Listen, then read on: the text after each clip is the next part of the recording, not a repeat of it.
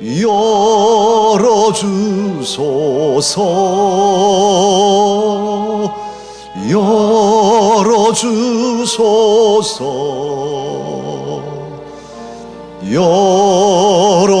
열어주소서 주님 바라볼 수 있도록 열어주소서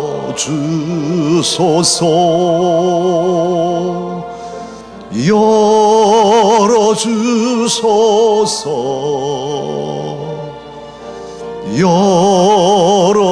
열어주소서 내 귀로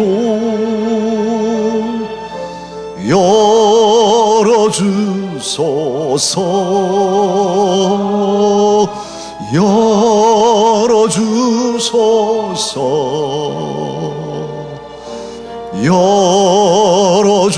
열어주소서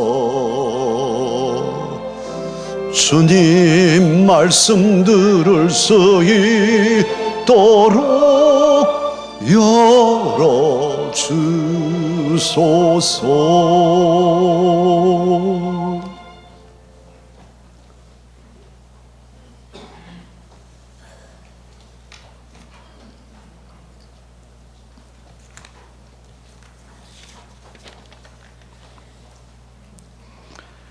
나는 참 포도나무여 내 아버지는 농부라. 물은 내게 붙어있어 열매를 맺지 아니하는 가지는 아버지께서 그것을 제거해 버리시고 무릇 열매를 맺는 가지는 더 열매를 맺게 하려 하여 그것을 깨끗하게 하시느니라. 너희는 내게 일러준 말로 이미 깨끗하여졌으니 내 안에 거하라. 나도 너희 안에 거하리라. 가지가 포도나무에 붙어있지 아니하면 스스로 열매를 맺을 수 없음 같이 너희도 내 안에 있지 아니하면 그러하리라. 나는 포도나무요 너희는 가지라.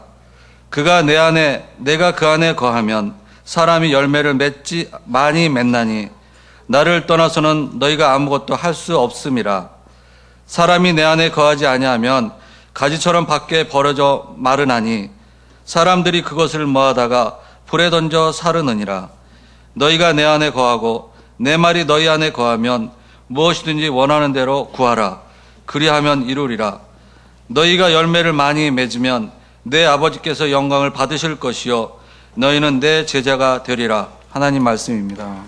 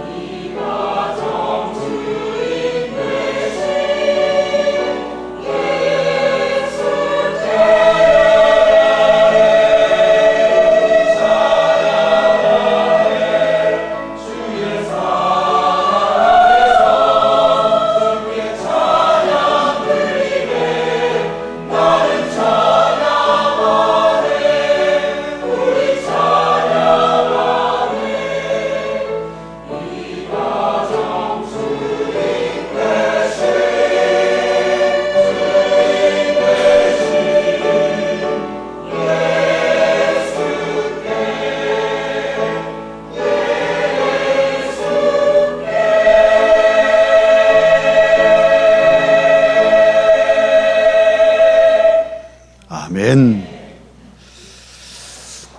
오늘은 어버이날입니다. 어버이 주일입니다. 부모님들을 생각하며 그 은혜에 감사한 마음을 담아서 효성을 다해야 할 그러한 날입니다. 어떻게 하면 부모님께 기쁨을 드릴까요? 어떻게 해야 더 영원한 아버지 하나님, 그 아버지 하나님께 영광과 기쁨을 돌릴 수 있을까요? 참으로 자식된 사람들에게는 큰 숙제가 아닐 수 없는데 그 명쾌한 대답이 오늘 본문 말씀 속에 있습니다. 오늘 본문은 예수님께서 십자가에 달리시기 직전에 하신 말씀입니다. 세족식도 다 마치고 최후의 만찬도 다 드신 다음에 유언처럼 제자들에게 조근조근 남기신 말씀입니다. 이 말씀을 보면 특별히 이 15장은 포도나무 비유를 말씀하십니다. 예수님 당신을 포도나무로 비유하시고 그 포도원의 농부를 아버지 하나님으로, 그리고 이제 제자들과 저와 여러분을 포도나무에 붙어서 열매를 맺는 가지로 그렇게 비유하셨습니다. 아버지 하나님과 예수 그리스도와 우리 이 세 관계가 원활하게 잘 소통하면서 그렇게 포도원 가족이 발전해 가도록 주님은 오늘 비유를 그렇게 들고 있습니다. 그런데요, 왜 예수님은 하필이면 포도나무로 당신을 비유하셨을까요? 좀 감나가는 금강송이나 궁전에 지어지는 금강송, 또는 서양 궁전에 세워질 때 그 쓰는 백향목, 이런 것으로 좀 막 우람하고 하늘을 치솟는 그런 나무로 비유하지 않으시고, 굵어봐야 팔뚝만큼밖에 안 되고 그냥 가지는 땅에 쳐져서 땅을 기어다니는 이런 포도나무로 비유하셨을까요? 물론 여러 가지 이유가 있지만 이 포도나무의 비유 그렇게 생각하면 즉각 우리에게 떠오르는 이미지는 부모님이시죠. 허리가 다 굽고 손발이 다 트고 손톱이 다 문드러지고 지문마저 다 지워져 버린 그런 늙으신 아버지와 어머니가 생각납니다. 포도나무는 그런 거예요. 사랑하는 강서가족 여러분, 진정한 사랑은 겉모습의 화려함에 있지 않습니다. 진정한 사랑은 오히려 초라하고 못나 보이고 부족할지라도 오히려 그 안에 참으로 소중한 사랑이 담겨 있을 수 있습니다.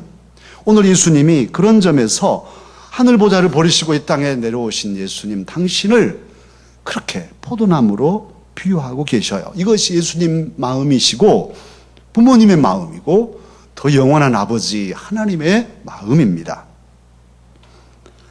하나님께서는, 특히 우리 주님께서는 저와 여러분을 택하셔서 포도나무 가지가 되게 하셨어요. 가정을 이루게 하셨어요. 참으로 우리들이 가정을 가지고 살아갑니다만 한 남자와 한 여자가 만나서 서로 신뢰하고 사랑을 주고 사랑을 얻고 마음을 주는, 그래서 그 가족이 이제 거기서 또 새롭게 새 생명이 태어나서 눈에 넣어도 아프지 않을 그 녀석들을 길러내며 살아가는 이 한 삶이란 게, 이 한 가정이란 게 얼마나 귀한 일인지 모릅니다. 하나님이 에덴에서부터 주신 이 귀한 가정은 저와 여러분에게 복으로 누리게 하신 선물입니다. 참 감사하죠.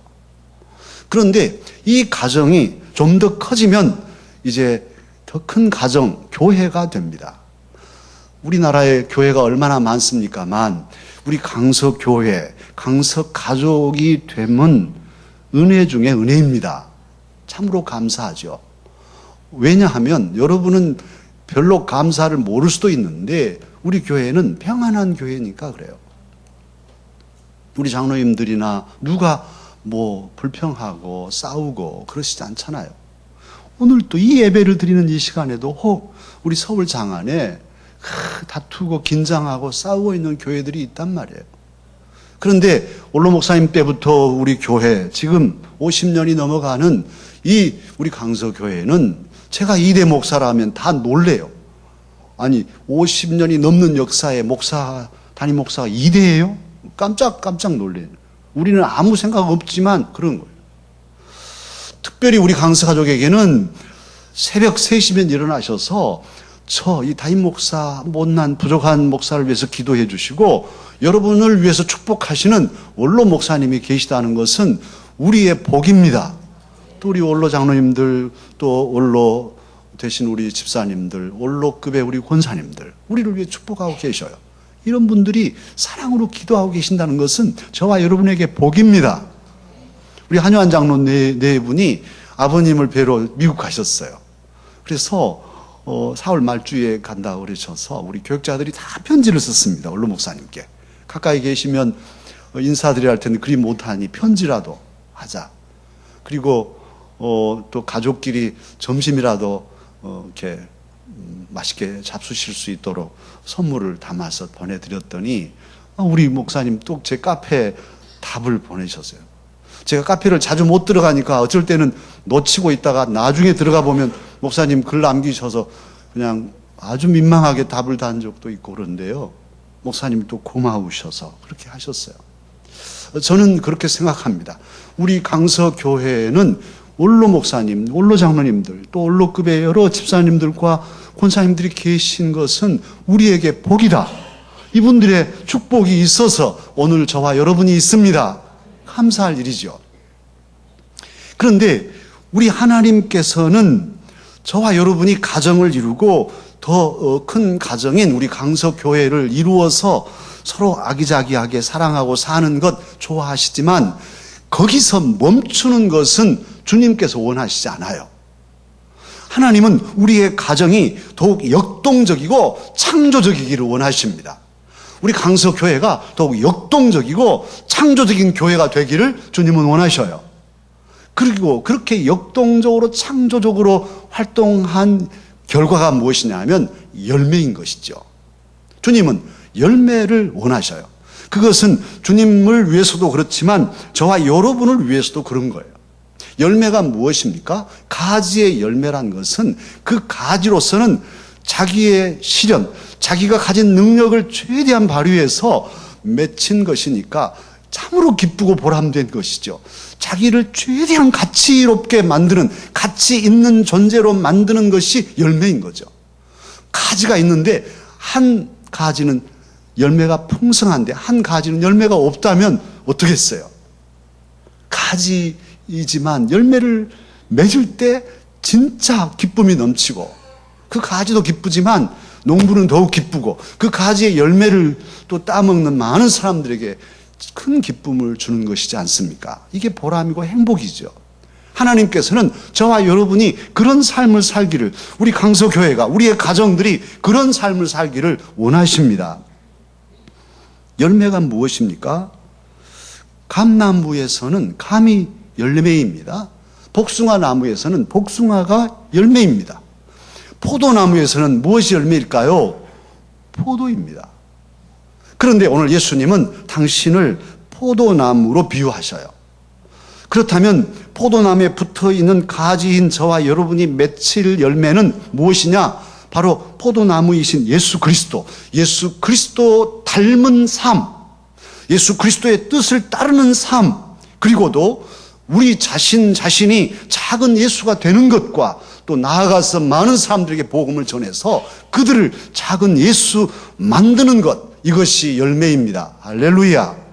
주님은 우리가 그렇게 자기를 실현하며 그리스도인답게 예수님의 사람이니 예수님 사람답게 살기를 원하셔서 오늘 열매를 말씀하고 계십니다. 우리가 그렇게 제9시를 다하고 열매를 맺는 삶을 살면 우리의 부모님들이 기뻐하시죠. 그리고 하나님께서도 영광을 받으실 것입니다. 그러면 어떻게 해야 이런 열매를 맺고 살 수 있을까요? 열매 맺는 비법이 무엇일까요? 하나님께서는 우리의 인생에 여러 원리들을 정하셨는데 잘 살펴보시면 매우 중요한 소중한 삶과 관계되는 원리들일수록 아주 단순하게 해놓으셨어요. 숨 쉬는 것, 밥 먹는 것, 어렸을 때 젖 빠는 것, 이런 것 초등학교 가서 젖 빠는 것 훈련해야 갓난 아기들이 엄마 젖을 빨 수 있다 해놓으면 아마 살 사람이 없을 거예요. 언제 가서 배워가지고 젖 빨겠어요. 배고파서 죽지. 그런데 하나님은 그런 것들을 아주 단순하게 해놓으셨어요. 구원받는 것 마찬가지. 이건 열매 맺는 것도 마찬가지입니다. 아주 단순합니다. 오늘 말씀에 열매를 어떻게 맺느냐? 가지가 열매 맺는 비결 딱 한 가지. 줄기에 딱 붙어 있으면 됩니다. 할렐루야. 아니, 나무에 붙어 있으라는 거예요. 그러면 열매가 맺는다. 이렇게 단순하게 해놓으셨어요. 왜 가지는 나무에 붙어 있어야 합니까? 그것은 가지 스스로는 열매를 맺을 수 없기 때문입니다. 나무에서 잘려나간 가지는 시들어서 죽고 말아요. 마찬가지입니다. 우리도 참 나무와 생명을 공급받고 수액을 공급받지 못하고 떨어지면 죽게 되는 것이죠. 해병대 잠수부들이 아주 정말 용맹스러운 사람들입니다. 물속에 들어가서 작전을 수행하는 사람들이니까요. 대만의 해병대 잠수부들은 천국의 길이라는 마지막 코스를 통과하는데요. 그냥 맨몸으로 살갗으로 자갈밭을 뒷짐지고 기어서 통과하더라고요. 그러다 막 살갗이 다 벗겨지고 그거 하다가 죽는 사람도 있는데 그렇게 해야 해병대 잠수부예요.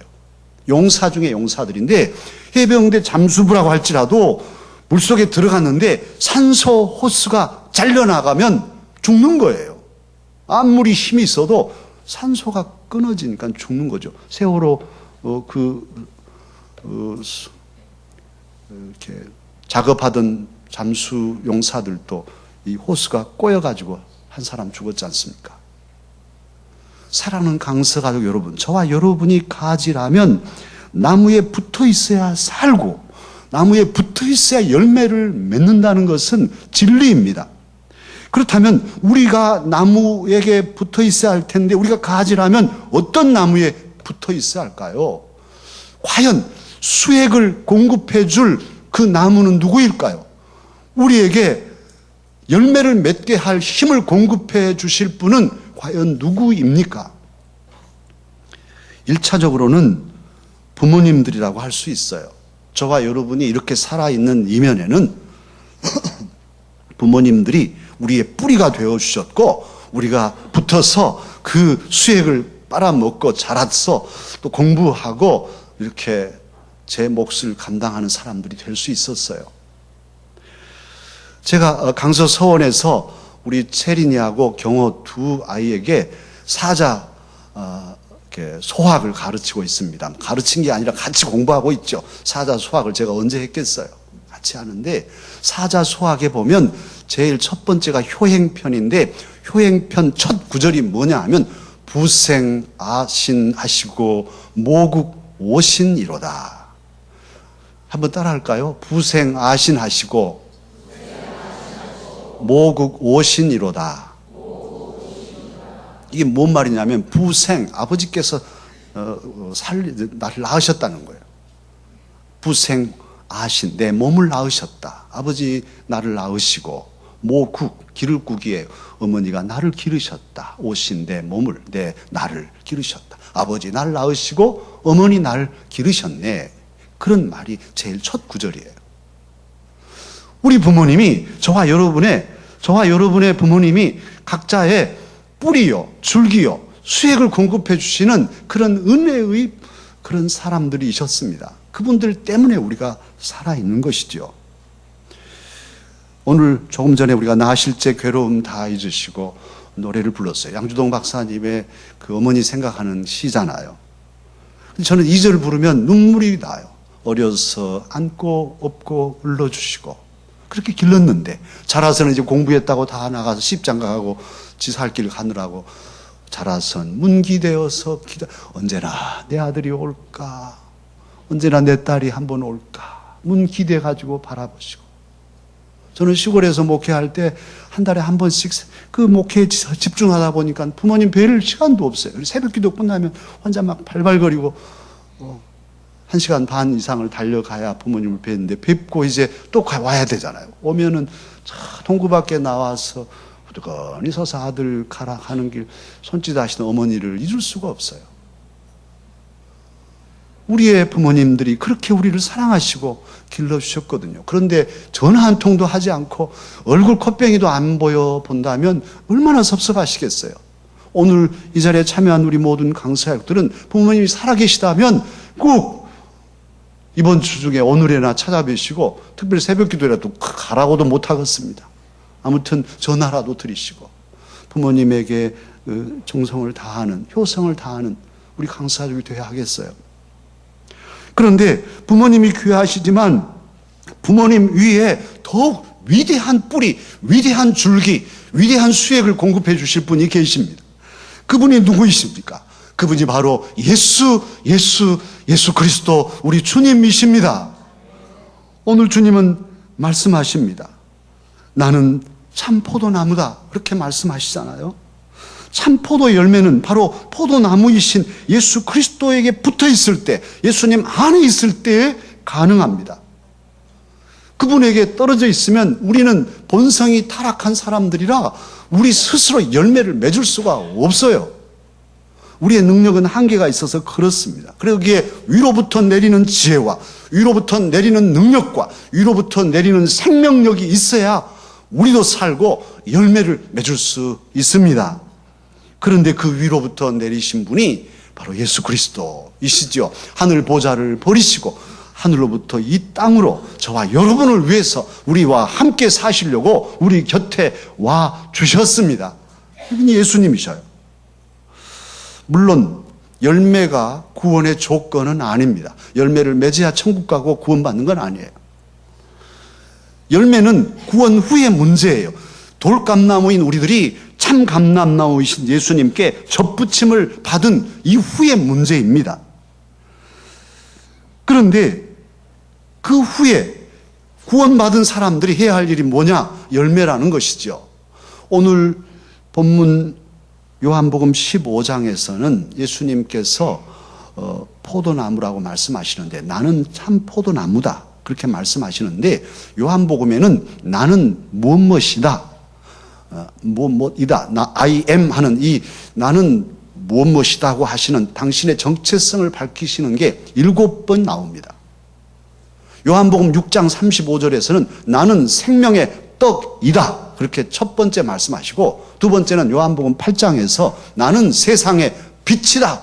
그렇게 말씀하셔요. 그리고는 요한복음 10장에서는 나는 양의 문이다. 또 한 번 더 나는 선한 목자다. 그렇게 말씀하시죠.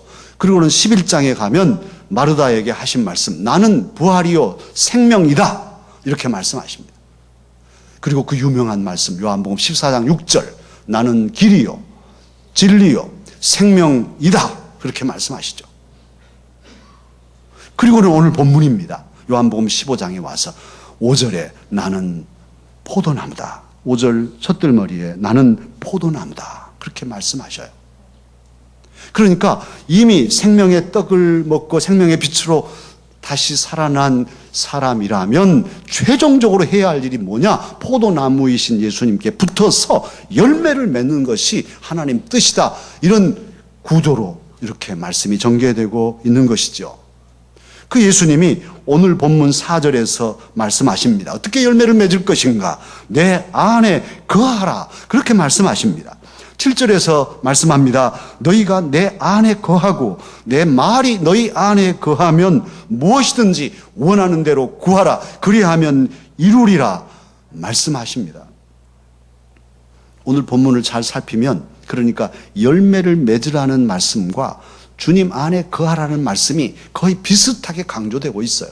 열매 맺는 것 못지않게 주님 안에 붙어있고 주님 안에 거하는 삶을 주님은 원하고 계셔요. 주님 안에 들어가는 것이 열매 맺는 것이고 열매 맺는 것이 주님 안에 있어야만 가능한 것이고 이 둘이 같이 있어요.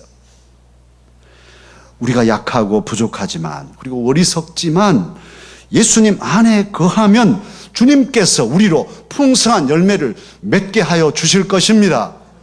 그 삶을 다해서 풍성한 열매를 맺히신 분 중에 가장 위대한 분 한 분이 바울 사도님이시죠. 신약 성경이 27권으로 되어 있는데 그 27권 중에서 13권을 쓰신 분이 바울 사도님 아닙니까? 그런데 이분이 뭐라고 고백하냐 하면 빌립보서 4장 13절에서 고백하기를 내게 능력 주시는 자 안에서 내가 모든 것을 할 수 있느니라. 이 위대한 선언을 고백한 것 우리는 압니다. 열매 맺는 비결이 주님 안에 있습니다. 그러면 이렇게 우리가 주님 안에서 열매를 맺게 되면 우리 그 가지는 어떻게 될까요? 사실 열매 없는 그리스도인이라도 구원은 받는다 하였어요. 고린도전서 3장 15절 이하에 보면 구원을 받되 불 가운데서 건져진 것 같으리라. 그렇게 써져 있어요. 예수님을 믿고 구원을 받는데 열매가 없으면 부끄러운 거죠. 다 타져가지고 주님 앞에 서는 날 맨손으로 덜덜 떨면서 그냥 부끄럽게 구원받게 될 거예요.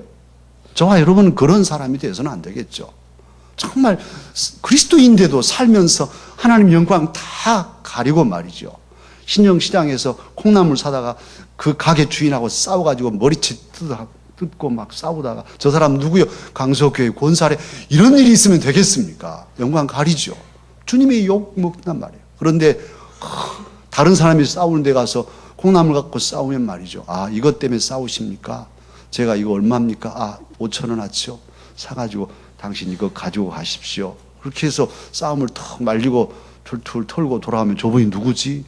강석교회 권사님이래. 와, 역시 예수님 믿는 사람 다르네. 하나님 믿고 볼 일이요? 이렇게 하지 않겠어요? 하나님께 영광을 돌리는 삶은 그렇게 열매로서 맺어지는 거예요. 하나님은 그렇게 열매 맺고 살기를 원하십니다.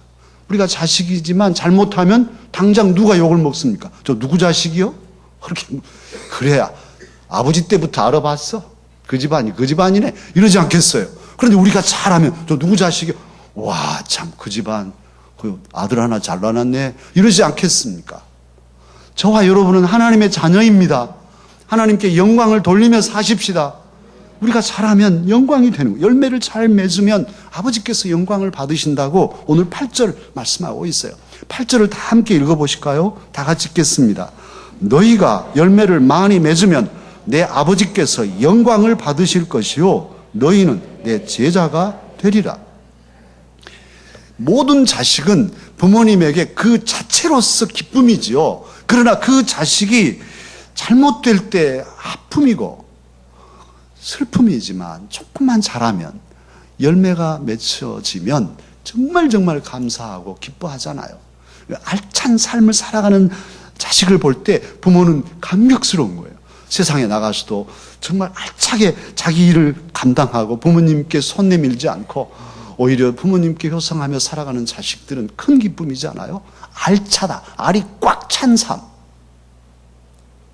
포도나무로 비유하면 포도 열매를 보면요. 잘 덜 찬 것들은 쪼글쪼글해져 가지고 있어요. 그건 열매도 아닌 거예요. 먹지도 못해요. 쪼글쪼글한 쭉정이. 그런데 알이 꽉 차면 탱글탱글해 가지고 바늘로 탁 찌르면 톡 터질 만큼 꽉 찬, 알찬 자녀.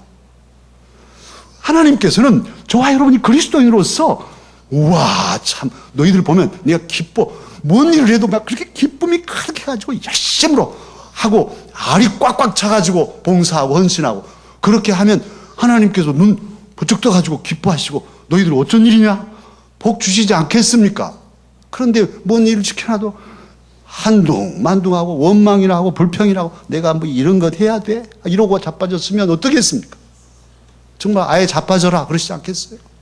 정말 하나님 앞에 우리의 삶이 목사로서 알차면 그래 너 보면 기쁘다 하실 것이고 장로로서 권사로서 집사로서 알이 꽉꽉 들어차가지고 헌신하기를 주님은 기뻐하시는 거죠.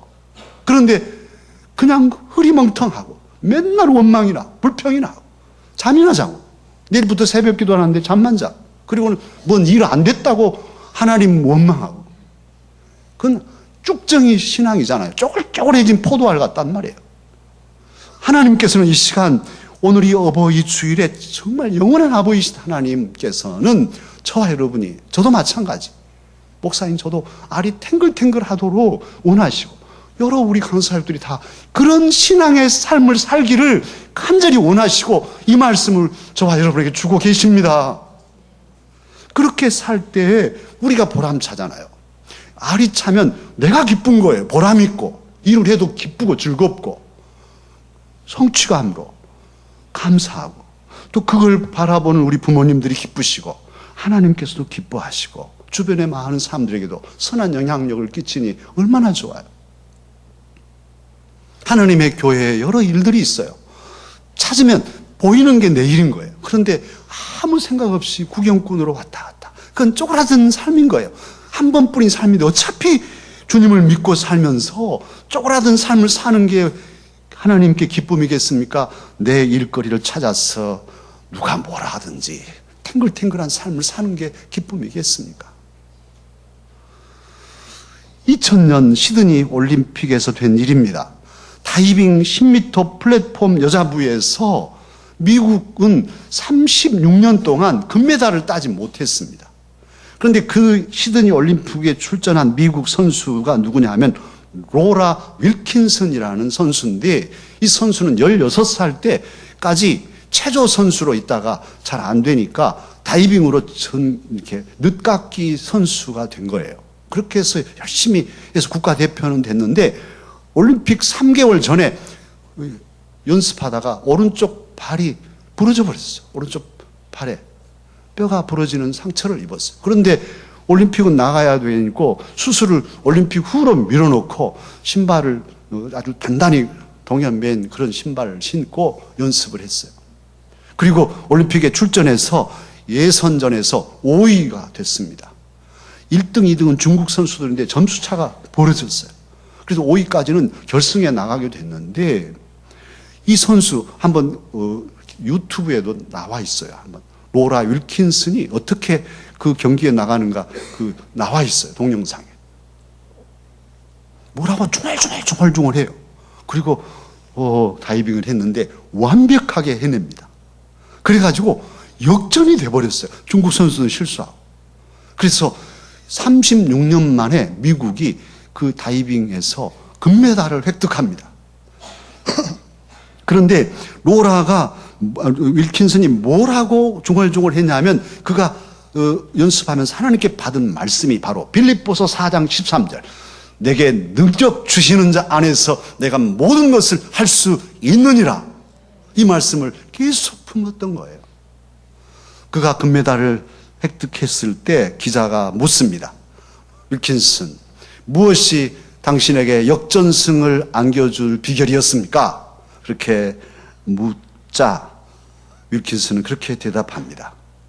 내게 능력 주시는 분이 이 일을 하셨습니다. 내게 능력 주신 그분이 내게 이 금메달을 딸 수 있게 하셨습니다. 그렇게 대답하였답니다. 사랑하는 강서 가족 여러분, 오늘 이 어버이날에, 어버이 주일에 과연 각자 자식으로서 부모님들께, 아버지, 어머니께 나는 기쁨이 되고 있는지요? 과연 내가 내 부모에게 기쁨입니까? 그리고도 더 영원한 부모님, 더 영원한 아버지 하나님께 과연 이 시간 저와 여러분은 기쁨입니까? 하나님이 나를 보셨을 때 기쁘다, 내가 영광스럽다, 그렇게 하실 모습인가요? 과연 나는 지금 예수 그리스도 안에 있습니까? 내가 맺은 열매는 과연 무엇입니까? 주님께 드릴 열매는 과연 이 시간 저와 여러분에게 무엇인지요?